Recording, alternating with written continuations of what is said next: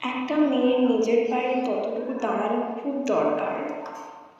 ততটুকু দাঁড়াতে পারলে অন্তত কারোর কাছে নিজেকে দুর্বল প্রকাশ করতে হবে না।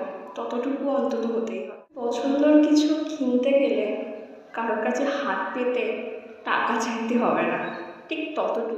শেষ বয়সে তার বাবা মাকে দেখার মতন তাগিদটা তার থাকে, যেন তার খরচটা কারোর উপর বোঝা ভান্না হয়ে যায়।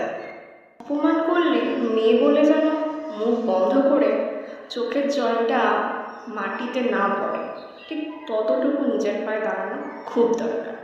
আর নিজের সম্মানটা বাঁচিয়ে রাখাটা খুব ইম্পর্টেন্ট, যেখানে নিজের কিছু করার তাগিদটা নিজেরই থাকে, একটা যাতে সে নিজেই নিতে পারে।